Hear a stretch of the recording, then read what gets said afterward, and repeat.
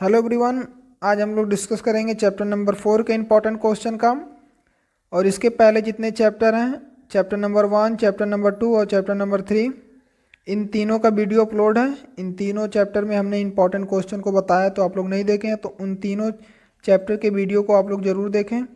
उसमें हमने most important question को भी बताया है जो कि एग्जाम में रिपीटेड क्वेश्चन है। तो आज हम लोग देखेंगे चैप्टर नंबर 4 के इम्पोर्टेंट क्वेश्चन को। इसमें हम लोग पढ़ने वाले हैं आज कार्बन तथा उनके यौगिक। आज हम लोग इसमें किसके बारे में पढ़ेंगे? कार्बन और उनके यौगिक के बारे में। Carbon and its compound. तो हम लोग जानेंगे कि कार्बन क्या है और उससे बनते हैं यौगिक, तो वो क्या है। तो आज हम लोग चैप्टर नंबर 4 के इम्पोर्टेंट क्वेश्चन। तो सबसे फर्स्ट हेडिंग हमारा क्या है? हम लोग जानेंगे कि कार्बन क्या होता है, तो कार्बन तथा इसके महत्व क्या क्या होते हैं। ठीक है, तो कार्बन क्या, कार्बन एक क्या अधातु है। कार्बन क्या है? एक प्रकार का अधातु है। भूपर्पटी तथा वायुमंडल में बहुत अल्प मात्रा में पाया जाता है, बहुत कम मात्रा में पाया जाता है। भूपर्पटी में कार्बन लगभग 0.02% खनिज जैसे कार्बोनेट, बाइकार्बोनेट, पेट्रोलियम, कोयला आदि के रूप में पाया जाता है। मतलब जो 0.02% खनिज के रूप में पाया जाता है उसमें कौन कौन सा है? कार्बोनेट भी हैं, बाइकार्बोनेट है, उसी में पेट्रोलियम भी है और कोयला भी है। इन्हीं के रूप में क्या होता है? कार्बन पाया जाता है। जबकि वायुमंडल में यह 0.03% हो जाता है। जबकि वायुमंडल में क्या, 0.03%। भूपर्पटी पर कितना होता है? 0.02%। और वायुमंडल में 0.03% हो जाता है। कार्बन गैस के रूप में भी होता है। ठीक है, कार्बन एक गैस के रूप में भी होता है, कार्बन गैस होता है ना। नेक्स्ट पॉइंट क्या है इसमें? सभी पौधे, जंतु तथा सजीव कार्बन यौगिक के रूप में हैं। अतः कार्बन हमारे दैनिक जीवन में बहुत महत्वपूर्ण स्थान है। कार्बन का हमारे जीवन में क्या, बहुत ही महत्वपूर्ण योगदान है। इसका स्थान हमारे जीवन में हर जगह होता है। ठीक है, लगभग में हर एक जगह क्या कार्बन विद्यमान है। तो वही चीज़ यहाँ पे लिखा है कि पौधे, जंतु, ठीक है, हर एक जगह क्या होता है? कार्बन विद्यमान है, क्योंकि यहाँ क्या है, दैनिक जीवन में इसका बहुत ही महत्वपूर्ण योगदान है। नेक्स्ट हम लोग जानेंगे कि कार्बन में आबंध तथा सहसंयोजी आबंध क्या होते हैं। कार्बन में जो आबंध होते हैं, हेडिंग आ सकता है क्वेश्चन में, शॉर्ट आंसर में या लॉन्ग आंसर में, कार्बन के आबंध क्या है या फिर सहसंयोजी आबंध क्या है। ठीक है, तो दोनों हमने लिख दिया है। कार्बन में आबंध क्या होता है या फिर सहसंयोजी आबंध, इस तरीके से भी आ सकता है, सहसंयोजी आबंध। तो हम लोग देखेंगे सहसंयोजी आबंध क्या होता है। तो परमाणु के मध्य इलेक्ट्रॉन युग्म से जो बंध बने होते हैं उन्हें सहसंयोजी बंध कहते हैं। क्या बोल रहा है थ्योरी हमारा? परमाणु के मध्य जो होते हैं इलेक्ट्रॉन युग्म होते हैं। परमाणु के मध्य क्या होता है? इलेक्ट्रॉन युग्म से जो बंध बने होते हैं, जो बंध बनते हैं, बंधे होते हैं, उसे क्या कहते हैं? सहसंयोजी बंध। ठीक है, अभी हम लोग एग्जाम्पल देखेंगे तो हमें अच्छे से समझ में आएगा कि सहसंयोजी आबंध होता क्या है। तो इसमें नेक्स्ट पॉइंट क्या कह रहा है? जब दो परमाणुओं के बीच क्या होती है? इलेक्ट्रॉनों की साझेदारी होती है। जब दो परमाणुओं के बीच क्या होगा? इलेक्ट्रॉनों की साझेदारी होती है। तो दोनों परमाणुओं का इलेक्ट्रॉनिक विन्यास क्या अक्रिय गैसों के समीप होता है। केवल संयोजकता कोष, जो कि क्या होते हैं? बाह्यतम कोष, मतलब सबसे बाहरी वाली कक्षा के जो इलेक्ट्रॉन होते हैं वही क्या होते हैं? संयोजन, मतलब संयोजी बंध बनाने में क्या होते हैं? भाग लेते हैं। केवल वही साझेदारी कर सकते हैं। जैसे क्या, कार्बन का परमाणु क्रमांक कितना होता है? 6। और हम कक्षा में इलेक्ट्रॉनों की फिलिंग कैसे करते हैं? हुंड रूल द्वारा। 2 पहली कक्षा में कितने होने चाहिए? 2, दूसरे में 8, फिर 18, ऐसे होता है ना। 2 8 18, 2 8 18, इस तरीके से।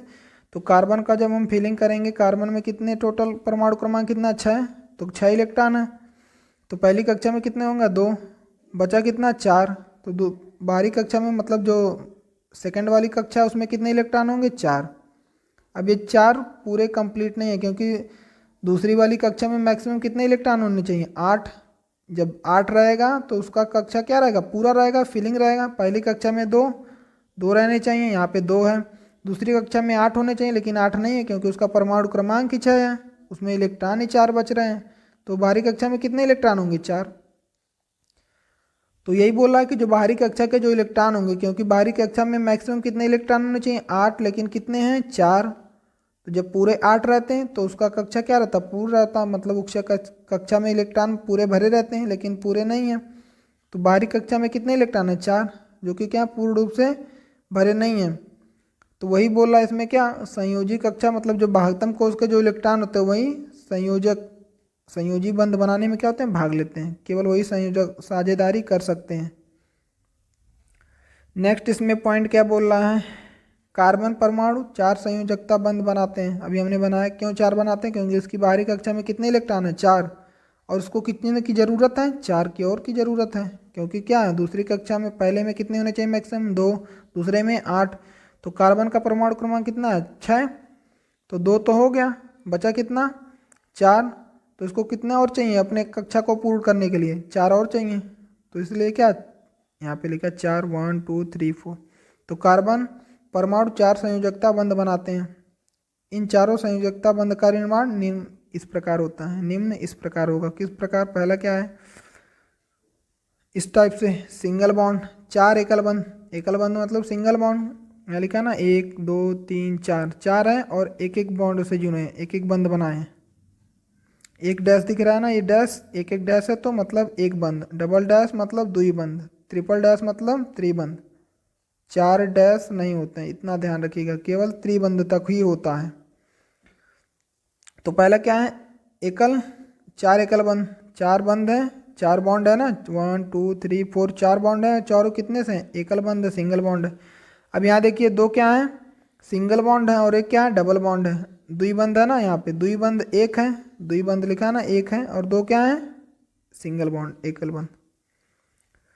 तीसरा क्या है इसमें, एक हमारा क्या है, सिंगल बॉन्ड, और एक क्या है, ट्रिपल बॉन्ड, एक एकल बंद है और एक क्या है हमारा, त्रिबंध है, क्योंकि 4 ही चाहिए, 4 साझेदारी करेगा ना 4 इलेक्ट्रॉनों से, तो 3 हो गया इधर और एक क्या है, 4।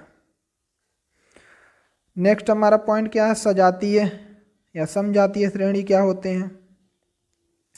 सजातीय या समजातीय श्रेणी क्या होते हैं, तो कार्बनिक यौगिकों की ऐसी श्रेणी जिसमें कार्बनिक यौगिकों को अणुभार के बढ़ते क्रम में रखा गया हो। कार्बनिक यौगिकों की ऐसी श्रेणी जिसमें क्या, कार्बनिक यौगिकों को अणुभार के बढ़ते क्रम में रखा गया हो, जिसके प्रत्येक सदस्य में समान क्रियात्मक समूह उपस्थित हों, जिसमें प्रत्येक सदस्य के समान क्रियात्मक समूह उपस्थित हों। अब आपको क्रियात्मक समूह समझ में हो सकता हो ना आए, क्योंकि आपने IUPAC नेम तो अभी पढ़ा नहीं है, उसमें होता है जैसे OH समूह, ये हमारा हो गया क्रियात्मक समूह, CN साइनाइड कीटोन, ठीक है, इस तरीके से। तो ये सब हमारे क्या है, क्रियात्मक समूह।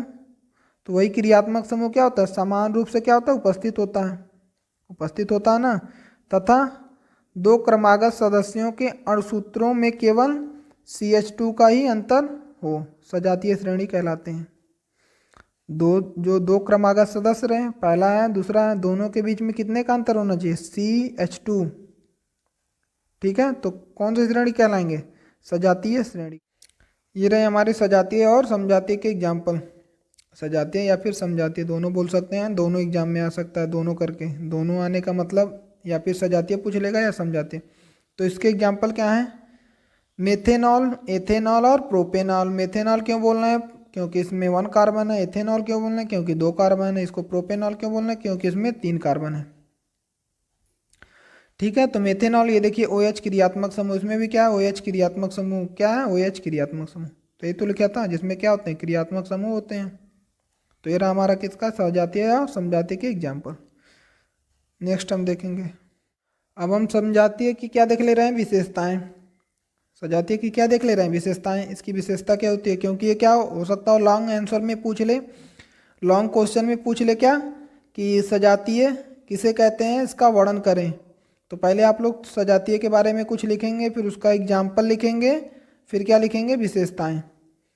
तो आप लोग विशेषताएं हेडिंग लगाने के बाद क्या लिखेंगे, सजातीय या फिर समजातीय श्रेणी की प्रमुख विशेषताएं निम्नलिखित इस प्रकार हैं, ये आपने लिख दिया। नेक्स्ट पॉइंट हमारा इसमें क्या है, इसका नेक्स्ट पॉइंट क्या है, किसी सजातीय श्रेणी के सभी सदस्यों को एक समान सूत्र द्वारा प्रदर्शित करते हैं, जो कि हमने एग्जाम्पल में देखा है कि जो सजातीय श्रेणी के सभी सदस्य हैं क्या एक समान सूत्र द्वारा प्रदर्शित किए जा सकते हैं।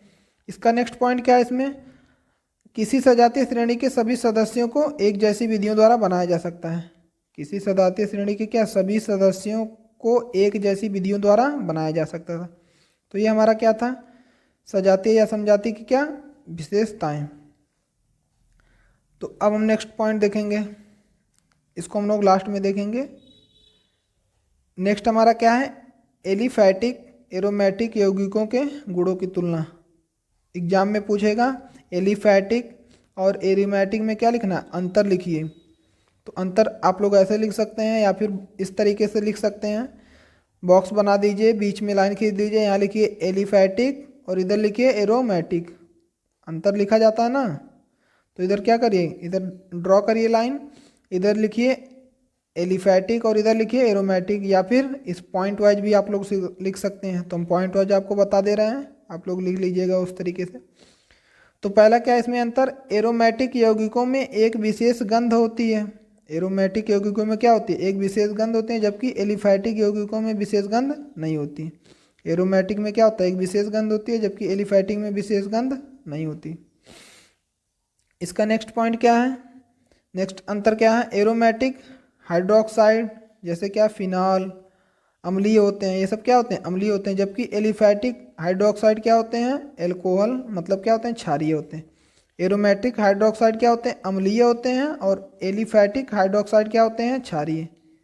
एरोमेटिक हाइड्रोक्साइड क्या होते हैं, अम्लीय होते हैं, एलिफैटिक हाइड्रोक्साइड क्या होते हैं, क्षारीय होते हैं।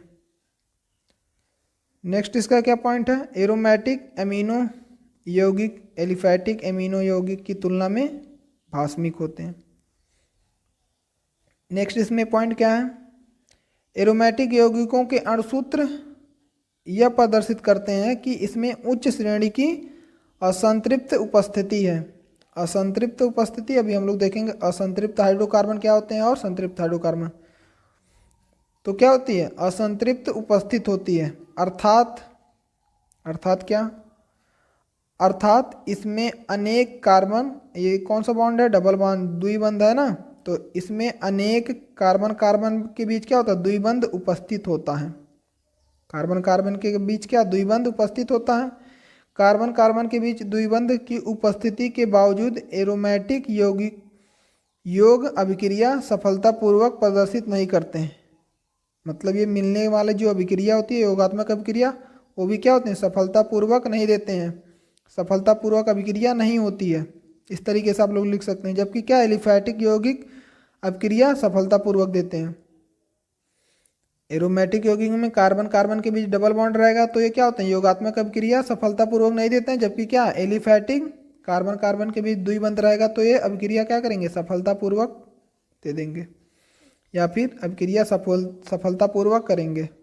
हाइड्रोकार्बन वे यौगिक जिसमें केवल कार्बन, सॉरी यहाँ कार्बन लिखना है, कार्बन लिखा गया है, कार्बन आप लोग यहाँ सही कर लीजिएगा, यहाँ कार्बन रहेगा। कार्बन और हाइड्रोजन उपस्थित होते हैं, हाइड्रोकार्बन कराते हैं। नाम से क्या पता, नाम से ही पता चल जा रहा है, हाइड्रोकार्बन मतलब हाइड्रोजन और कार्बन, हाइड्रोजन और कार्बन नाम से ही इसमें देख ला है, अच्छे से आप लोग देख लीजिए, नाम से ही आप लोग उसका थ्योरी लिखने की कोशिश करें। हाइड्रोकार्बन मतलब हाइड्रोजन और कार्बन।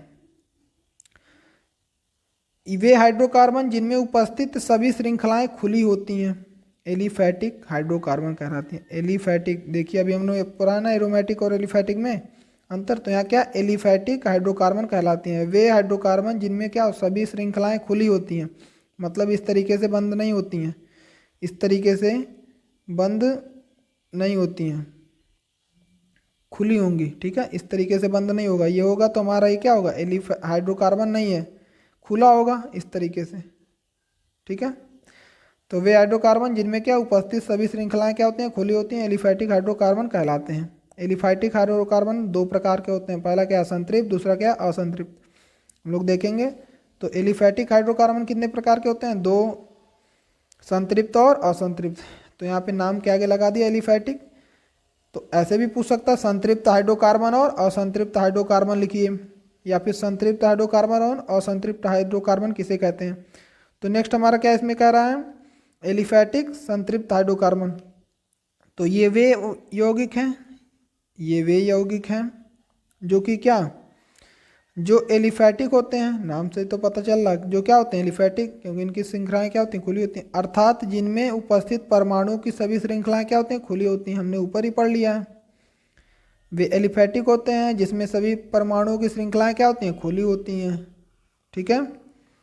नेक्स्ट क्या कह रहा है, संतृप्त हाइड्रोकार्बन में नेक्स्ट पॉइंट क्या कह रहा है, इसमें ध्यान दीजिएगा। ये क्या होते हैं, एलिफैटिक होते हैं। यहाँ पे लिखा है एलिफैटिक होते हैं और श्रृंखलाएं क्या होती हैं, खुली होती हैं। और इससे भी ज़्यादा इंपॉर्टेंट पॉइंट है ये नेक्स्ट पॉइंट, हमारा सेकंड पॉइंट। सेकंड पॉइंट क्या है, वे संतृप्त होते हैं, मतलब वे हाइड्रोकार्बन संतृप्त होते हैं, अर्थात जिनमें उपस्थित प्रत्येक परमाणु की चारों संयोजकताएं क्या एक एकल बंध द्वारा संतुष्ट होती है। संतृप्त हाइड्रोकार्बन में कौन सा बॉन्ड होता है, सिंगल बॉन्ड। कार्बन कार्बन के बीच कौन सा बॉन्ड होगा, सिंगल बॉन्ड। डबल बॉन्ड या फिर ट्रिपल बॉन्ड नहीं होगा, ध्यान दीजिएगा। वे संतृप्त हाइड्रोकार्बन होते हैं जिसमें क्या कार्बन परमाणु की चारों संयोजकताएं, कार्बन परमाणु होता है ना, 4 संयोजकता हमने देख लिया है। कार्बन परमाणु है, इसकी कितनी संयोजकता है, 4। ये चारों कितना एकल बंध द्वारा जुड़ा होगा, तभी वो बोलोगे, तभी हम उसको बोल सकते हैं क्या, संतृप्त हाइड्रोकार्बन। वरना अगर वो डबल या ट्रिपल होगा तो क्या हो जाएगा, असंतृप्त। अभी हम लोग असंतृप्त में भी देख लेंगे वो पॉइंट। नेक्स्ट इसमें पॉइंट क्या बोल रहा है, इसमें केवल कार्बन व हाइड्रोजन उपस्थित होते हैं, इसके अलावा अन्य तत्व तो नहीं होते हैं। ठीक है। अब हम लोग देखेंगे एलिफैटिक असंतृप्त हाइड्रोकार्बन। एलिफैटिक क्या, असंतृप्त हाइड्रोकार्बन। तो वे यौगिक होते हैं, ये वे यौगिक होते हैं जो कि क्या, पहला इसमें पॉइंट क्या कर रहा है, जो क्या एलिफैटिक होते हैं तथा परमाणुओं की सभी श्रृंखलाएं खुली होती हैं। इसमें भी श्रृंखलाएं खुली होंगी क्योंकि ये एलिफैटिक हाइड्रोकार्बन है। एलिफैटिक हाइड्रोकार्बन क्या होते हैं, जिनकी सभी श्रृंखलाएं खुली होती हैं। तो ये दोनों पॉइंट क्या सेम है, उसमें भी पहले पॉइंट सेम था और इसमें भी पहला पॉइंट सेम है। तो क्या होगी, सभी श्रृंखलाएं खुली होती हैं। नेक्स्ट इसका सेकेंड पॉइंट और सबसे मोस्ट इंपॉर्टेंट पॉइंट क्या है, ये असंतृप्त होते हैं। ये हाइड्रोकार्बन क्या होते हैं, असंतृप्त होते हैं, अर्थात जिनमें कम से कम कार्बन कार्बन के बीच डबल बॉन्ड हो या फिर कार्बन कार्बन के बीच ट्रिपल बॉन्ड क्या होता है, प्रेजेंट होता है, उपस्थित होता है, जिनमें केवल कार्बन तथा हाइड्रोजन तत्व ही उपस्थित होते हैं। वैसे नाम तो पता चल रहा है हाइड्रोकार्बन, लेकिन मेन यहाँ पॉइंट क्या बोल रहा है, कार्बन कार्बन के बीच डबल बॉन्ड होगा या फिर कार्बन कार्बन के बीच ट्रिपल बॉन्ड होगा। संतृप्त में क्या था, कार्बन कार्बन के बीच क्या था, सिंगल बॉन्ड, लेकिन इसमें क्या है, डबल है और ट्रिपल है। तो याद रखिएगा जब भी पूछेगा संतृप्त हाइड्रोकार्बन किसे कहते हैं, तो आप लिखेंगे वे हाइड्रोकार्बन जिसमें कार्बन कार्बन के बीच क्या होता है, सिंगल बॉन्ड होता है, उसे संतृप्त हाइड्रोकार्बन कहते हैं। और असंतृप्त ऐसे हाइड्रोकार्बन जिसमें कार्बन कार्बन के बीच डबल बॉन्ड या फिर ट्रिपल बॉन्ड होता है, उसे असंतृप्त हाइड्रोकार्बन कहते हैं। नेक्स्ट इसमें पॉइंट क्या, कार्बन परमाणुओं के बीच डबल या ट्रिपल बॉन्ड वाले कार्बनिक यौगिकों की असंतृप्त हाइड्रोकार्बन कहते हैं। हमने देख ही लिया, वही लिखा है जो हमने आपको बताया है। तथा वे संतृप्त हाइड्रोकार्बन की तुलना में क्या होते हैं, अभिक्रियाशील होते हैं, अधिक अभिक्रियाशील होते हैं। क्यों होते हैं, एक बार आप लोग समझ लीजिए। मान लीजिए क्या है, कार्बन, इसको बैलेंसी कंप्लीट करना है, इसकी 4 संयोजकताएं होती हैं। ये क्या है, सिंगल बॉन्ड से जुड़ा है, ये मान ले रहे हैं सिंगल बॉन्ड। मान लीजिए ये कोई क्या है, आदमी, ये क्या मान ले रहे हैं, कार्बन कोई क्या है, आदमी। ये हमारा क्या मान ले रहे हैं, उसके पास एक बुक है, एक पेंसिल है, एक कॉपी है और एक इरेजर है। एक बुक है, एक कॉपी, एक पेंसिल है और एक इरेजर है। तो क्या ये किसी दूसरे को दे सकता है, क्या ये किसी दूसरे को देगा जल्दी, नहीं देगा, बहुत कठिनाई से देगा या फिर देगा ही नहीं। क्यों, क्योंकि इसके पास क्या है, एक ही पेंसिल है, एक ही इरेजर है, एक ही बुक है और एक ही कॉपी है। लेकिन इसके पास अगर 2 रहेगा, ये बॉन्ड को हम लोग मान ले रहे हैं कि एक है सिंगल बॉन्ड, मतलब क्या है, ये सिंगल बॉन्ड मतलब एक कॉपी, ये सिंगल बॉन्ड मतलब एक बुक, ये सिंगल बॉन्ड मतलब एक पेन, ये सिंगल बॉन्ड मतलब एक इरेजर। तो इसके पास पेंसिल, इरेजर, बुक, कॉपी क्या तीनों एक एक ही हैं। तो किसी दूसरे को देने में क्या होगा, इसको कठिनाई होगा या फिर नहीं देगा ये। तो इसमें वही लिखा है। और ये क्या है, डबल बॉन्ड मान ले रहे हैं, ये क्या डबल बॉन्ड है। देखिए इसके पास 2 पेंसिल है और 2 इरेजर हैं, 2 पेंसिल और 2 इरेजर है। तो मान लीजिए कोई मांगेगा तो ये दे भी देगा, क्योंकि इसके पास क्या है, एक्स्ट्रा एक है ना, 2 है कि नहीं है, तो दे देगा। लेकिन जिसके पास एक रहेगा वो क्या बहुत कठिनाई से देगा या फिर देगा ही नहीं। तो वही चीज़ यहाँ पे लिखा है, कार्बन के बीच डबल या ट्रिपल बॉन्ड वाले यौगिक क्या होते हैं? असंतृप्त हाइड्रोकार्बन। ये तो हमने पढ़ लिया। यहाँ पे यहाँ से यहाँ तक पॉइंट, यहाँ से और यहाँ तक पॉइंट में क्या लिखा है? वे संतृप्त कार्बन यौगिकों की तुलना में क्या होते हैं? अधिक अपक्रियाशील होते हैं। मतलब जो संतृप्त हाइड्रोकार्बन है वो कम अपक्रियाशील होगा, और जो असंतृप्त क्या होगा? अधिक अपक्रियाशील होगा। क्योंकि अधिक अपक्रियाशील क्यों होगा? क्योंकि ये क्या असंतृप्त हाइड्रोकार्बन है, और असंतृप्त हाइड्रोकार्बन में हमने कंडीशन आपको बता दिया, एग्जाम्पल से आपको हमने समझा दिया। ये डबल बॉन्ड है मतलब 2 पेंसिल है, डबल बॉन्ड है मतलब 2 इरेजर है, इस तरीके से।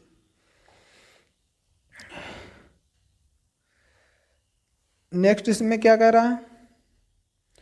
ये काफ़ी मोस्ट इम्पॉर्टेंट क्वेश्चन है, एथिल अल्कोहल या फिर एथेनॉल। नेक्स्ट हमारा क्या है? मोस्ट इम्पॉर्टेंट क्वेश्चन है, पूछ सकता है एथिल अल्कोहल कैसे बनाते हैं, इसकी विधि का वर्णन कीजिए, इसके उपयोग लिखिए, रासायनिक समीकरण दीजिए, इस तरीके से, ठीक है। इसके भौतिक गुण, रासायनिक गुण, इस तरीके से पूछ सकता है। और ये लॉन्ग में ही पूछेगा, पूछना होगा तो ये क्या लॉन्ग में पूछेगा। तो हम लोग देखेंगे कि एथेनॉल क्या है, मोस्ट इम्पॉर्टेंट है ये, आप लोग अच्छे से नोट करें और अच्छे से लर्न करें। एथेनॉल, एथिल अल्कोहल, अल्कोहल सबको पता है। यहाँ पे क्या है? C2H1 2 1 2 3 4 5, ठीक है। तो यहाँ पे क्या है? C2H5, यहाँ पे 2 नहीं रहेगा, यहाँ पे सही आप लोग कर लीजिएगा, C2H5OH। क्या हो गया? Ethyl alcohol. क्या हो गया? Ethyl alcohol. तो यहाँ पे आप लोग सही कर लीजिएगा, ये 2 नहीं है, ये क्या है? 5 है। तो एथिल अल्कोहल, एथेनॉल का फार्मूला क्या है? C2H5OH। यहाँ पे लिखा है C2 कार्बन 2 है ना, और H कितना? 3, इधर 2, तो C2H5OH यहाँ पे लिखा है। तो फार्मूला इसको हमने अलग अलग से खोल दिया, अलग अलग कर दिया सबको, C को अलग अलग कर दिया, हाइड्रोजन को भी अलग अलग कर दिया, ऑक्सीजन को भी और हाइड्रोजन को भी, सबको अलग अलग कर दिया। तो ये हमारा बन गया श्रृंखला। एक साथ भी लिख सकते हैं, तो क्या हो जाएगा? C2H5OH, ethanol, ethyl alcohol. अब हम लोग देखेंगे निर्माण करने की विधियाँ। वीडियो काफ़ी लंबा हो जाएगा, लेकिन फिर भी आप लोग वीडियो को पूरा देखें, तभी आपको अच्छे से समझ में आएगा। नेक्स्ट हमारा क्या है? निर्माण करने की विधियाँ। इसको हम कैसे निर्माण करेंगे, कैसे बनाएंगे? तो एथिल ब्रोमाइड से। कैसे बनाएंगे? पहले एथिल ब्रोमाइड से। किससे बनाएंगे? पहले एथिल ब्रोमाइड से। तो एथिल क्लोराइड या फिर एथिल ब्रोमाइड या फिर एथिल आयोडाइड के जलीय विलयन में जब भी क्या करते हैं? पोटेशियम हाइड्रोक्साइड KOH या फिर NaOH के अभिक्रिया के फलस्वरूप क्या है? एथिल अल्कोहल प्राप्त होता है। मतलब एथिल क्लोराइड रहे या फिर एथिल ब्रोमाइड रहे या फिर एथिल आयोडाइड रहे, इसके जलीय विलयन के क्या करेंगे? KOH या फिर NaOH से क्या करा देंगे? अभिक्रिया। तो हमको क्या मिल जाएगा? C2H5OH, ethyl alcohol, ethanol. तो यहाँ पे लिखा है उसका समीकरण, C2H5Br क्या है? Ethyl bromide. ये क्या हमारा? एथिल, और OH रहता तो एथिल अल्कोहल हो जाता, लेकिन यहाँ क्या? Br। ध्यान दीजिएगा, यहाँ क्या है?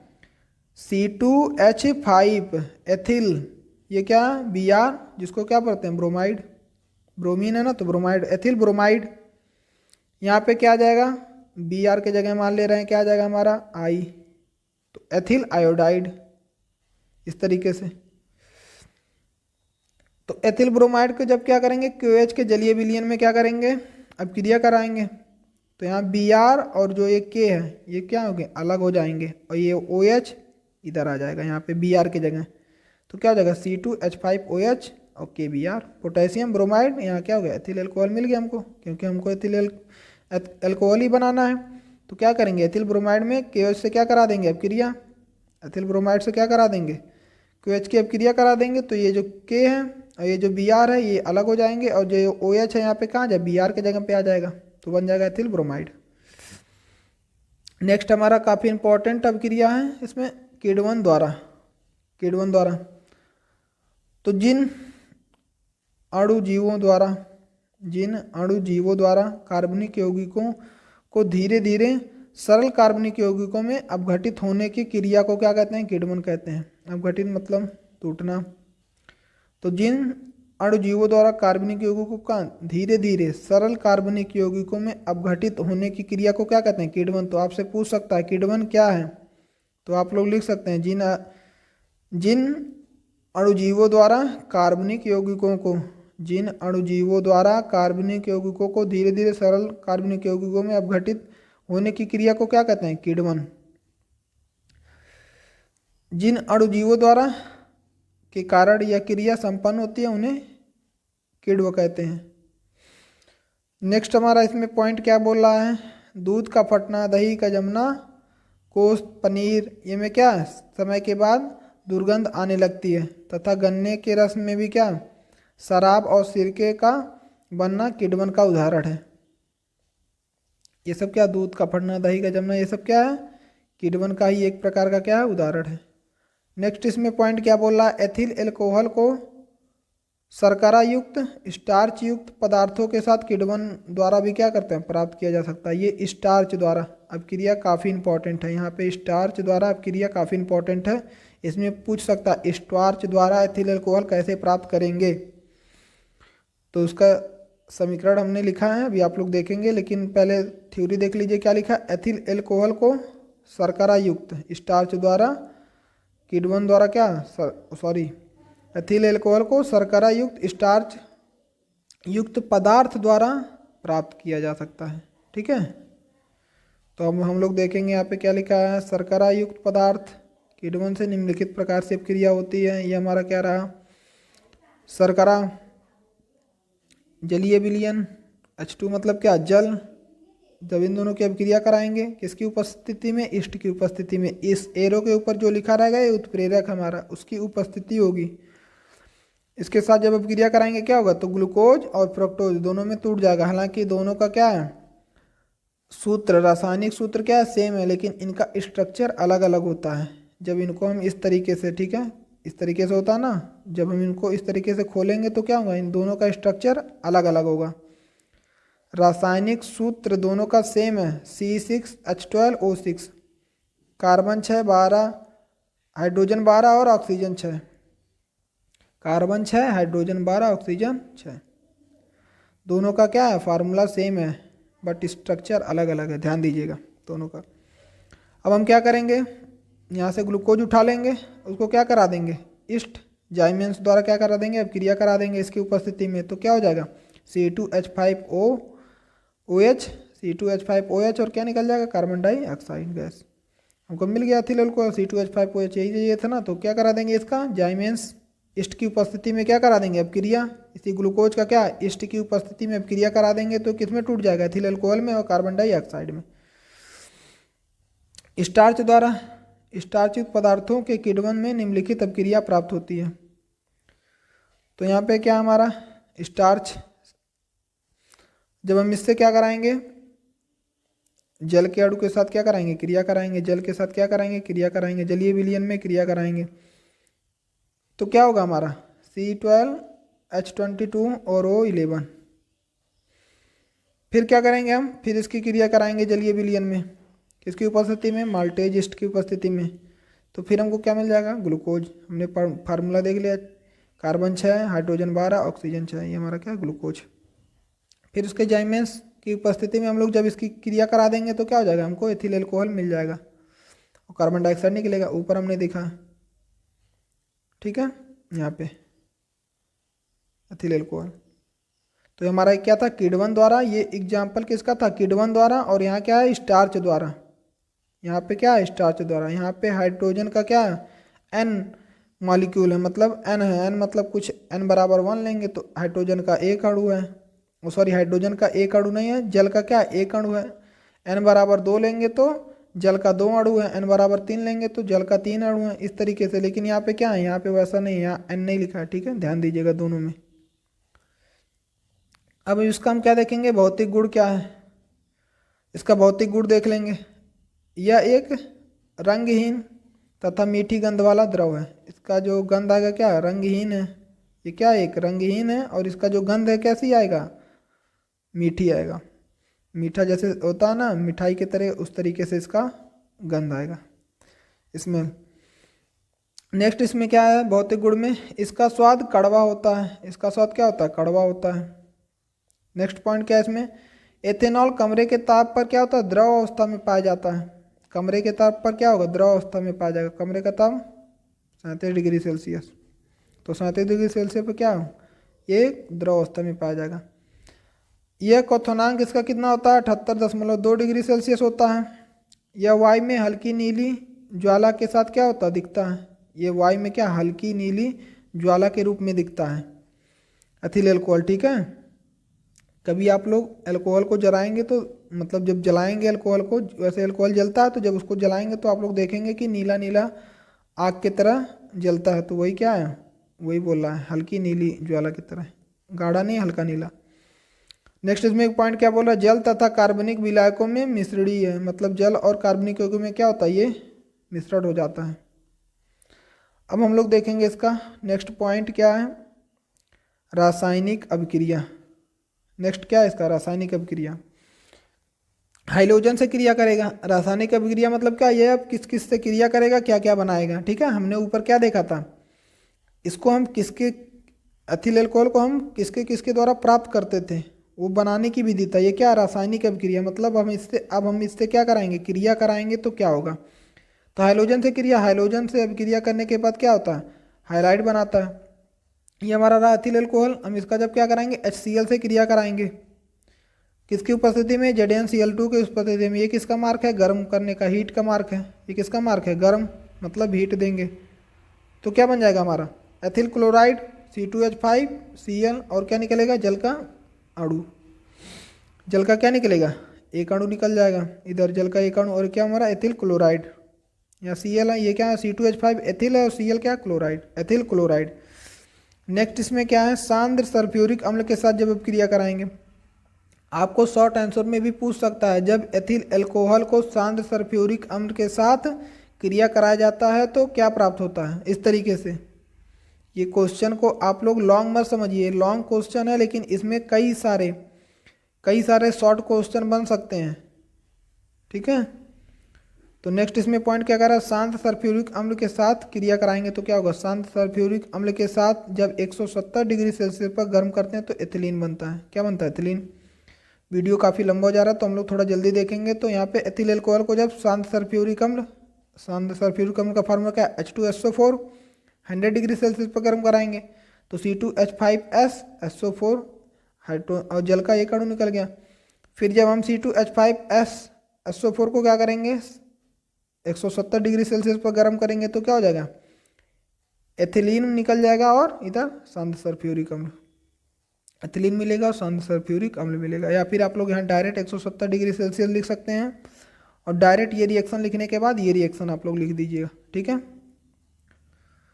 नेक्स्ट हमारा पॉइंट क्या है, एथिल एल्कोहल को जब हम सोडियम के साथ क्रिया कराएंगे तो क्या जाएगा, सोडियम एथॉक्साइड बन जाएगा और हाइड्रोजन गैस निकलेगा। एथिल एल्कोहल को जब PCl5 से क्रिया कराएंगे तो एथिल क्लोराइड POCl3 और HCl।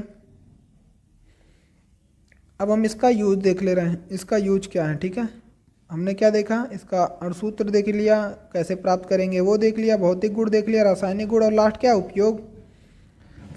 तो इसका यूज क्या है, एथिल एल्कोहल के निम्न प्रकार के यूज हैं। तो पहला क्या है, एथिल एल्कोहल को अनेक कार्बनिक पदार्थों के विलायक के रूप में प्रयुक्त किया जा सकता है। एथिल एल्कोहल को क्या अनेक कार्बनिक पदार्थों के विलायक के रूप में क्या करते हैं, प्रयुक्त किया जा सकता है। एक अच्छा विलायक होने से क्या, इसका उपयोग आयोडीन, कफ, सिरप, ठीक है, टॉनिक जैसे औषधियों में भी किया जाता है। टॉनिक वगैरह होता है ना औषधि, इस तरीके से उसमें भी क्या एथिल एल्कोहल का यूज करते हैं। एथिल एल्कोहल का प्रयोग ईंधन, क्लोरोफॉर्म, रंजक, डाई, ठीक है, सुगंधित पदार्थों एवं अन्य कई पदार्थों के निर्माण में भी किया जा सकता है। तो सुगंधित पदार्थों में भी एथिल एल्कोहल का यूज करते हैं। नेक्स्ट इसका यूज क्या करते हैं, एथिल एल्कोहल का उपयोग प्रयोगशाला में अभिकर्मक के रूप में किया जा सकता है। नेक्स्ट इसका यूज क्या है, इसका उपयोग जीव अनुरूपों में परीक्षण में भी किया जाता है, जीव अनुरूप के परीक्षणों में भी इसका उपयोग किया जाता है एथिल एल्कोहल का। तो ये थे हमारे क्या एथिल एल्कोहल के उपयोग। ठीक है, तो आप इस तरीके से लिख सकते हैं। यदि आपसे पूछेगा एग्जाम में कि एथिल एल्कोहल को कैसे प्राप्त करेंगे, इसका भौतिक गुण, रासायनिक गुण और इसका उपयोग लिखें, तो आप लोग पूरा लिख सकते हैं। लेकिन अगर केवल रासायनिक गुण पूछेगा तो आप लोग रासायनिक गुण लिखें, और उसका यूज पूछेगा तो यूज लिखें। या फिर पूछ लेगा इसे किस, मान लीजिए इसे शांत सल्फ्यूरिक अम्ल के साथ क्रिया कराएंगे तो क्या प्राप्त होगा, इस तरीके से। नेक्स्ट हमारा इसी तरीके से है, नेक्स्ट हमारा पॉइंट क्या है, एसिटिक अम्ल या फिर एथेनोइक अम्ल। एसिटिक अम्ल और एथेनोइक एज इट इज, जैसे ये क्वेश्चन था ऐसे ये भी होगा। पहले हम अणु सूत्र देखेंगे कैसे बनाएंगे, मतलब बनाने की विधि, फिर भौतिक गुण, रासायनिक गुण, उपयोग। ठीक है, 5 पॉइंट हम लोग इसमें भी देखने वाले हैं। तो पहला क्या हमारा, एसिटिक अम्ल या फिर एथेनोइक अम्ल, दोनों बोल सकते हैं। तो यहाँ कुछ लिखा है तो आप लोग पढ़ लीजिएगा, वीडियो काफ़ी लंबा हो जा रहा है इसलिए थोड़ा सा हम जल्दी देखेंगे। CH3COOH, ये क्या है, एथेनोइक अम्ल। एथेनोइक अम्ल CH3COOH क्या है, एथेनोइक अम्ल। बनाने की विधि, एसिटिक अम्ल बनाने के लिए क्या निम्नलिखित विधियां हैं। पहला क्या है, एथिल अल्कोहल से हम बनाएंगे। पहले किससे बनाएंगे, एथिल अल्कोहल। एथिल अल्कोहल के क्या, अम्लीय डाइक्रोमेट विलियम के साथ ऑक्सीकरण करने के क्या बाद एसिटिक अम्ल प्राप्त होता है। एथिल अल्कोहल के अम्लीय डाइक्रोमेट विलियम के साथ क्या ऑक्सीकृत कराने पर क्या होगा, एसिटिक अम्ल प्राप्त होगा।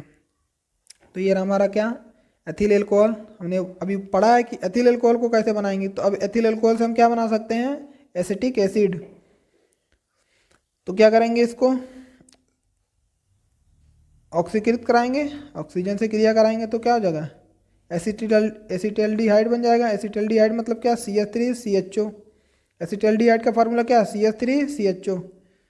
ऑक्सीकृत मतलब ऑक्सीजन से जब क्रिया कराएंगे तो क्या होगा, एसिटल्डिहाइड मिलेगा। एसिटल्डिहाइड का फार्मूला CH3CHO।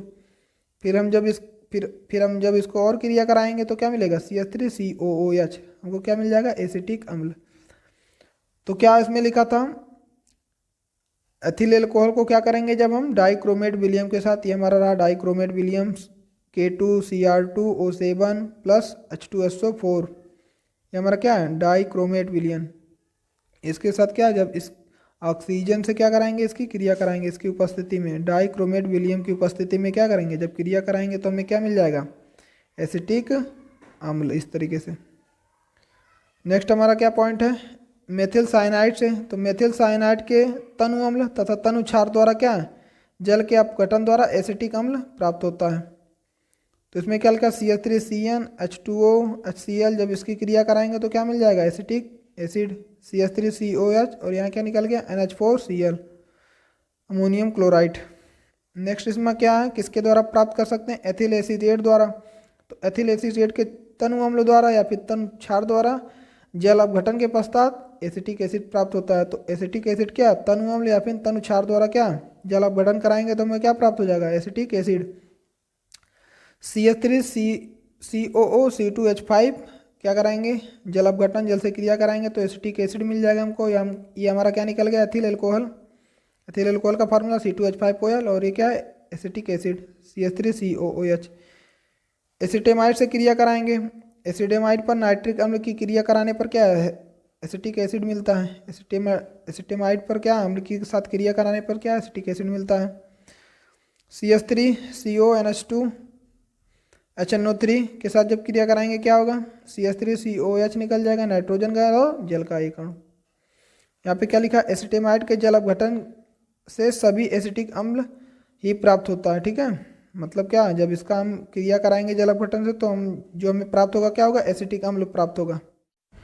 तो हम इसके देखेंगे क्या, भौतिक गुण धर्म। भौतिक गुणधर्म रस कैसे हम प्राप्त करेंगे वो तो हमने देख लिया, विधि उसका क्या था हमने ऊपर अभी देखा, किस किस विधि द्वारा प्राप्त करेंगे। अब हम क्या देखेंगे, भौतिक गुणधर्म, फिर क्या देखेंगे, रासायनिक गुणधर्म, फिर लास्ट में हेडिंग क्या है हमारा, उपयोग। तो भौतिक गुणधर्म, यह क्या है, एक रंगहीन तीव्र गंध है। इसकी जो ये क्या है, एक रंगहीन है, और उसका जो गंध है क्या हो, तीव्र गंध वाला संक्षारक द्रव है। सिरके की तीव्र गंध जिसमें से आती है उसमें क्या होता है, एसिटिक अम्ल की उपस्थिति के कारण होता है। सिरके की गंध होती है लेकिन किसके कारण होता है, एसिटिक अम्ल। इसका क्वथनांक 118 डिग्री सेल्सियस होता है। यह क्या होता है, 16.5 डिग्री सेल्सियस पर बर्फ की तरह जम जाता है। जब इसका टेम्परेचर क्या हो जाएगा, कम हो जाएगा 16.5 डिग्री सेल्सियस, तो क्या हो जाएगा, ये कम हो जाएगा। ये जो जल अल्कोहल ईथर में क्या विलय है, मतलब जो ये क्या जल में भी विलय है, जल में भी घुल जाएगा, अल्कोहल में भी घुल जाएगा, और ईथर में विलय मतलब क्या, मिल जाएगा, घुल जाएगा। नेक्स्ट इसका क्या है गुण, यह जल से भारी होता है तथा 16 डिग्री सेल्सियस पर इसका अपेक्षित घनत्व 1.045 है। ठीक है, तो ये क्या होता है, ये जल से भारी होता है। तो इस तरीके से आप लोग भौतिक गुणधर्म भी लिख सकते हैं। हमने 3 पॉइंट इसमें बताया है, तो जरूरी है आप लोग तीनों पॉइंट लिखें, 2 पॉइंट भी लिख सकते हैं। नेक्स्ट हमारा पॉइंट क्या है, इसमें अब रासायनिक गुणधर्म देखेंगे। भौतिक गुणधर्म हमने देख लिया, अब रासायनिक गुण धरेंगे। तो एसिटीकरण, पहला हमारा हेडिंग क्या है, एसिटीकरण। तो हमने जितना भी आपको रासायनिक गुणधर्म बता रहे हैं आप जरूर ये सब नोट करें, आपको जो अच्छा लगे। लेकिन जो हमने ऊपर बताया है एथिल अल्कोहल का, आप चारों नोट करना है आपको, क्योंकि ये चारों इंपॉर्टेंट है। ठीक है, इसमें आपको एसिटीकरण नोट कर लेना है, क्योंकि आपसे पूछ सकता है कि एसिटीकरण क्या होता है। तो आप लोग क्या लिखेंगे, अम्ल तथा अल्कोहल की अभिक्रिया के साथ एस्टर तथा जल बनते हैं। मतलब अम्ल तथा अल्कोहल की अभिक्रिया कराएंगे क्या, एस्टर से, तो क्या बनता है, जल। और इसी अभिक्रिया को कहते हैं एसिटीकरण कहते हैं। ठीक है, तो कार्बोक्सिलिक अम्ल की एसिटीकरण क्रिया द्वारा क्या, शांत सल्फ्यूरिक अम्ल की उपस्थिति में कराई जाए तो क्या, निर्जलीकारक तथा उत्प्रेरक दोनों कार्य करते हैं। इस टाइप से हमारा क्या रहा, एसिटिक अम्ल, ये क्या रहा, एथिल अल्कोहल, दोनों की क्रिया करा देंगे शांत सल्फ्यूरिक अम्ल उपस्थिति में। ऊपर जो होता है उत्प्रेरक होता है उसकी उपस्थिति में करा देंगे तो क्या, एथिल एसीटेट CH3COO, C2H5, ये क्या, एथिल एसीटेट, या फिर इसको डायरेक्ट बोल सकते हैं क्या, एस्टर, एथिल एसीटेट या फिर एस्टर, जल का अणु निकल जाएगा। PCl5 से जब हम क्रिया कराएंगे तो क्या होगा, PCl5 से क्रिया कराने पर क्या होता है, क्लोराइड बनाता है। CH3COH, PCl5 से क्रिया कराएंगे तो क्या होगा, CH3COCl, POCl2 और HCl। नेक्स्ट हमारा क्या है, इसमें निर्जलीकरण जब कराएंगे तो क्या होगा, एसिटिक अम्ल को अकेले अथवा निर्जलीय कारकों जैसे फास्फोरक पेंटाऑक्साइड की उपस्थिति में गर्म करने पर क्या होता है, 2 अणुओं में से जल का एक अणु अलग हो जाता है, पृथक मतलब अलग हो जाता है, तथा एसिटिक एनहाइड्राइड प्राप्त होता है। एसिटिक एनहाइड्राइड प्राप्त होता है। इस टाइप से हमारा क्या रहा, एथिल एसीटेट,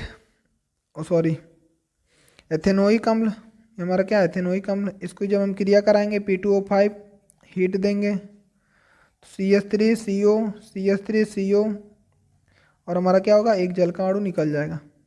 ठीक है, नेक्स्ट हमारा इसमें क्या बोल रहा है, अपचयन, एथिल एल्युमिनियम हाइड्रोक्साइड द्वारा अपचयित होकर क्या हो, एथेनॉल बनाता है। लिथियम एल्युमिनियम हाइड्रोक्साइड द्वारा क्या अपचयित होकर एथेनॉल बनाता है। ये हमारा क्या रहा, एथेनोइक अम्ल, लिथियम LiAlH, यही हमारा क्या है, lithium aluminium hydride, lithium aluminium aluminium और H क्या, हाइड्राइड। तो फार्मूला यही यहाँ पे लिखा है, लिथियम एल्युमिनियम और हाइड्राइड। क्रिया कराएंगे तो क्या, CH3CH2OH, एथेनॉल मिल जाएगा। नेक्स्ट हमारा क्या है, हुन्स-डेकर अपक्रिया। हुन्स-डेकर अपक्रिया, ये जितने नाम वाले अपक्रिया हैं, एक हुन्स-डेकर अपक्रिया और एक आएगा ये सीमेट अपक्रिया, दोनों इंपॉर्टेंट है। तो आप नाम वाला अपक्रिया जरूर लिखें, पूछ सकता है शॉर्ट आंसर में कि हुन्स-डेकर अपक्रिया क्या है या फिर सीमेट अपक्रिया क्या है। तो एसिटिक अम्ल के रजक लवण की शुष्क मतलब CCl4 के विलयन में ब्रोमीन के साथ जब अपक्रिया कराने पर क्या होता है, मेथिल ब्रोमाइड प्राप्त होता है।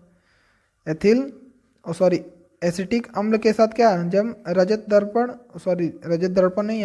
लवण की शुष्क CCl4 विलयन में ब्रोमीन के साथ क्या कराएंगे, अपक्रिया कराने पर मेथिल ब्रोमाइड प्राप्त होता है। ठीक है, तो हमारा ये क्या रहा, ये हमारा क्या है, हमने यहाँ पे देखा क्या, एसिटिक अम्ल, तो ये हमारा क्या है, CH3COOH, ये हमारा रहा हुन्स-डेकर अपक्रिया। ब्रोमीन से जब क्रिया कराएंगे किसकी उपस्थिति में, CCl4 के, तो क्या हो जाएगा, CH3Br, methyl bromide carbon dioxide AgBr। ठीक है, नेक्स्ट हमारा इसमें क्या बोल रहा है, सीमेट अपक्रिया, कार्बोक्सिलिक अम्ल हाइड्रोइक अम्ल HNO3 के शांत सल्फ्यूरिक अम्ल की उपस्थिति में H2SO4 अपक्रिया कराने पर क्या होता है, प्राथमिक एमीन मिलता है। यह अपक्रिया को सीमेट अपक्रिया कहते हैं। इस अपक्रिया को क्या कहते हैं, सीमेट अपक्रिया कहते हैं। एसिटिक अम्ल हाइड्रोइक अम्ल के साथ शांत सल्फ्यूरिक अम्ल से क्रिया करने पर मेथिल एमीन बनाता है। क्या बनाएगा? Methyl amine. ये हमारा क्या रहा? Methyl amine. जब अमोनिया से क्रिया करेगा तो क्या बनाएगा? Methyl amine. इसका अब हम लोग देखेंगे उपयोग।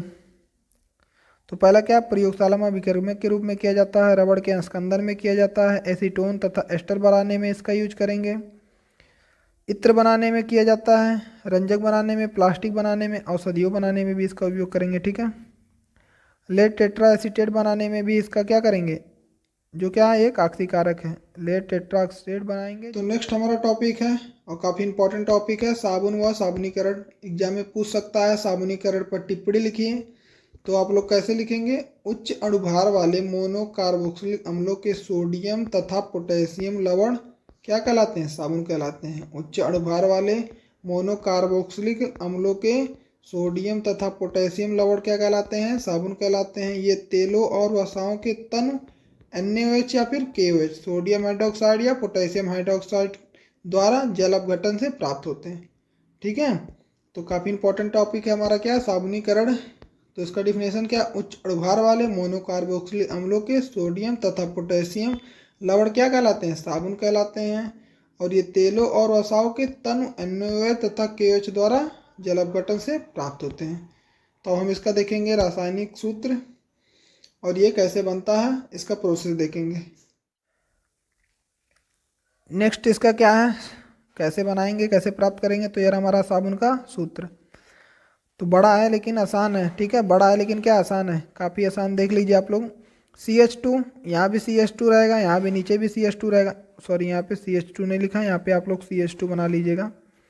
यहाँ पे क्या रहेगा? CH2 OCO C17H35। ये नीचे भी रहेगा और ऊपर भी रहेगा। बीच में क्या रहेगा? CHO CO C17H35। समझ में आया? नीचे क्या रहेगा? CH2 OCO C17H35। ऊपर भी क्या रहेगा? CH2 OCO C17H35। बीच में क्या रहेगा? CHO CO C17H35। आप लोग इसे लिख लिख के प्रैक्टिस करेंगे तो अच्छे से लर्न हो जाएगा। इसको क्या कराएंगे? सोडियम हाइड्रोक्साइड से क्रिया कराएंगे तो ऊपर क्या निकल जाएगा? यहाँ पे क्या था? CH2, तो CH2 निकल गया, OH आ जाएगा, इसके साथ ऐड हो जाएगा। फिर यहाँ भी CHO है तो CHO के साथ H ऐड हो जाएगा, CH2 है फिर OH ऐड हो जाएगा। ये क्या हमारा? ग्लिसरॉल। ये क्या है? ग्लिसरॉल। ये हमारा क्या रहा? साबुन, जिसका क्या नाम है? सोडियम एसिटरेट। इसको क्या बोलते हैं? साबुन। C17H35 COONA। फार्मूला क्या है? C17H35 COONA। ये हमारा क्या रहा? साबुन का सूत्र, साबुन बनाने की विधि है ये साबुन का सूत्र। नेक्स्ट ये भी कुछ पॉइंट आप लोग उसमें लिख सकते हैं। ठीक है। टिप्पणी में तेल तथा वसा के क्षारीय जल अपघटन द्वारा साबुन प्राप्त होता है, उस क्रिया को क्या कहते हैं? साबुनीकरण। ठीक है। यहाँ तक लिख सकते हैं, बाकी ये नीचे का आप लोग पढ़ लीजिएगा। ठीक है। टाइम ज़्यादा हो रहा है, वीडियो काफ़ी लंबा हो रहा है। साबुन दो प्रकार के होते हैं, मृदु साबुन और कठोर साबुन। मृदु साबुन और कठोर साबुन, साबुन दो प्रकार के, मृदु साबुन और कठोर साबुन। अच्छे साबुन के गुण क्या क्या होते हैं? अच्छे साबुन तथा उच्च कोटि के साबुन में क्या क्या गुण होते हैं, क्या क्या क्वालिटी होते हैं? तो इसमें क्या होता है? जल की मात्रा 10% से अधिक नहीं होती है या फिर नहीं होनी चाहिए। 10% से अधिक जल की मात्रा नहीं होनी चाहिए। नेक्स्ट पॉइंट क्या कह रहा है? साबुन में क्षार नहीं होता है या फिर नहीं होना चाहिए, क्योंकि क्षार त्वचा के लिए क्या होता है?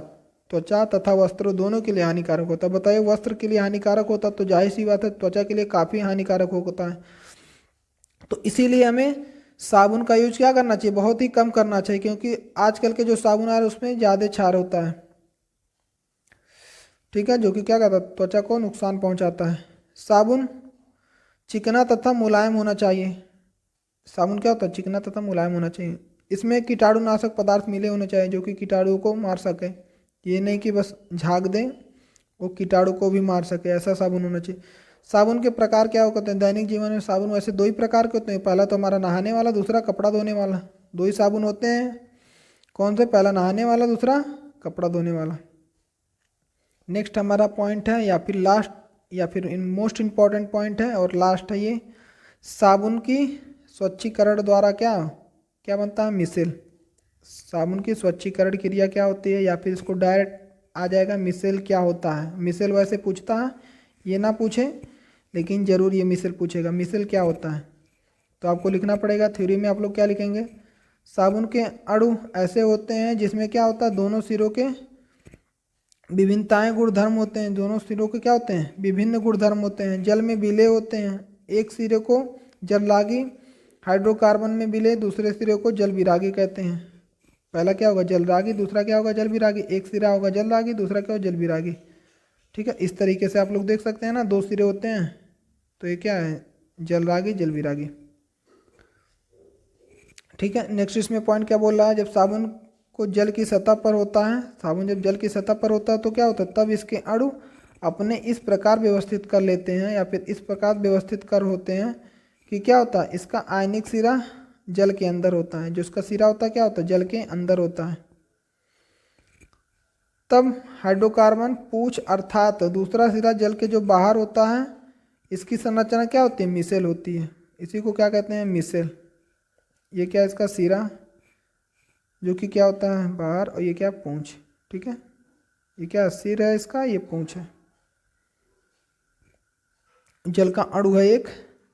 तो थ्योरी में और क्या लिखा है, मिसल के रूप में साबुन स्वच्छ करने के लिए क्या होता है, सक्षम होता है, क्योंकि तैलीय मैल मिसल के केंद्र पर एकत्रित हो जाते हैं। जो हमारी गंदगी होती है क्या होती है, ये हमारे क्या है, साबुन के कण। ये क्या है, साबुन के अणु हैं। यहाँ पे लिखा है ना साबुन के अणु, तो ये हमारे क्या है, सब साबुन के अणु हैं। ये सब साबुन के अणु हैं। और जो हमारी गंदगी होती है क्या होती है, जो हमारी गंदगी होती है यहाँ बीच में इकट्ठा हो जाती है। वही यहाँ थ्योरी में लिखा है, जो हमारे क्या होते हैं, केंद्र में एकत्रित हो जाते हैं। मिसल विलयन में क्लोराइड के रूप में बने रहते हैं। मिसल क्या होता है, विलयन में क्लोराइड के रूप में बने होते हैं। इस प्रकार मिसल में तैरने में मैल को क्या होता है, आसानी से हटाया जा सकता है। जिससे क्या होता है, मैल आसानी से हट जाते हैं। इसीलिए जब हम क्या होता है, जब हम कपड़े को पानी में डाल देते हैं तो जिसमें गंदगी रहता है वो क्या होता है, नीचे जमी तली में क्या होता है, बैठ जाता है। तो ये किसका कार्य होता है, मिसेल। ये पूरी संरचना क्या हमारा, मिसेल। तो इस तरीके से आप लोग फिगर ड्रॉ कर सकते हैं। नेक्स्ट हमारा इसमें पॉइंट क्या, अपमार्जक डिटर्जेंट। तो जिस जल में हाइड्रोजन कार्बोनेट, कैल्शियम, मैग्नीशियम और क्लोराइड और सल्फेट घुले होते हैं उसे क्या कहते हैं, कठोर। तो जिसमें ये सब घुले होते हैं वो क्या होते हैं, कठोर जल होते हैं। क्योंकि ये क्या होते हैं, साबुन में अबिलेय दही जैसा अवक्षेप बनाते हैं। अबिलेय हैं क्योंकि दही जैसा जब अवक्षेप बना लेते हैं तो ये क्या होते हैं, जल में घुलते नहीं हैं। ये क्या होता है, ये अवक्षेप जो होते हैं, अवक्षेप वो सफाई का कार्य नहीं करते हैं, सफाई का कार्य नहीं करते हैं। और इसमें हमको क्या होता है, अधिक साबुन का उपयोग करना पड़ता है। साबुन के स्थान पर अन्य प्रकार के यौगिक अपमार्जक का प्रयोग करने से अबिलेय अवक्षेप नहीं बनाता। अपमार्जक लंबी कार्बोक्सिलिक अम्ल श्रृंखला में अमोनियम एक सल्फोनेट लवण होते हैं। अपमार्जक क्या, लंबी कार्बोक्सिलिक अम्ल श्रृंखला में क्या, अमोनियम एक सल्फोनेट लवण होते हैं। तो इस तरीके से रहा इसका। ये हमारा आर क्या है, एल्किल समूह है। आर क्या है, एल्किल समूह, SO2 और Na+। ये रहा फार्मूला। आप लोग ये फार्मूला सूत्र नहीं लिखेंगे अपमार्जक में चलेगा, लेकिन आप लोग ये थ्योरी जरूर लिखें, अपमार्जक होता क्या है। ठीक है, डिटर्जेंट होता क्या है, तो जिसमें hydrocarbon, carbonate, calcium, magnesium, sulphate ये सब क्या होते हैं, घुले होते हैं, उसे कठोर जल कहते हैं। ये जल के सतह पर क्या दही जैसा अवक्षेप बना लेते हैं, जो क्या करते हैं, सफाई का कार्य नहीं करते हैं। जिसमें क्या होता है, हमें साबुन की अधिक मात्रा का यूज करना पड़ता है। लास्ट हम कुछ पॉइंट पढ़ लेते हैं जो कि हमको क्या करेंगे, IPSC नेम पढ़ने में काफ़ी हेल्प करेंगे। तो उसमें क्या लिखा है, नंबर ऑफ कार्बन और रूट वर्ड। तो अभी हमने ऊपर पढ़ रहे थे ना, मेथेनोइक अम्ल, एथेनोइक अम्ल, प्रोपेनोइक अम्ल, इस तरीके से पढ़ रहे थे ना, एथिल एल्कोहल, प्रोपेनोइक एल्कोहल, इस तरीके से हम लोग पढ़ रहे थे। तो जब कार्बन 1 रहेगा तो उसको पढ़ेंगे मेथ, कार्बन 2 रहेगा तो एथ, कार्बन 3 रहेगा तो प्रोप, कार्बन 4 रहेगा तो ब्यूट, ऐसे पेंट, हेप्ट, ऑक्ट, नून, डेक, इस तरीके से। ठीक है, तो जब कार्बन 6 रहेगा तो हेक्स, कार्बन 7 रहेगा तो हेक्ट, कार्बन 8 रहेगा तो ऑक्ट, कार्बन 9 रहेगा तो नॉन, कार्बन 10 रहेगा तो 10। तो ये क्या है, नंबर ऑफ कार्बन, जो कि IPSC नेम सॉल्व करने में हमको क्या करेंगे, काफ़ी हेल्प करेंगे। यहाँ पे देखिए लिखा एथेन, मतलब कितने कार्बन है, 2। तो यहाँ क्या लिखा है, रूट वर्ड क्या हम लेंगे, एथ। तो ये हमारे क्या रहे, नंबर ऑफ कार्बन और रूट वर्ड। तो जब भी कार्बन 1 रहेगा तो हम उसका नाम क्या रखेंगे, स्टार्ट करेंगे मेथ से। जब 2 कार्बन रहेंगे तो एथ से स्टार्ट करेंगे, ऐसे 3 कार्बन रहेंगे तो प्रोप से। तो ये हमारे हैं रूट वर्ड और नंबर ऑफ कार्बन्स। तो आप लोग इसे भी नोट कर लें और अच्छे से इसे पढ़ लें, ठीक है। तो ये थे हमारे सभी इम्पोर्टेंट क्वेश्चन जो कि हमने बताया आपको। तो आप सभी क्वेश्चन को नोट करें और इसे लर्न करने की कोशिश करें। तो thank you for watching and please subscribe for next video.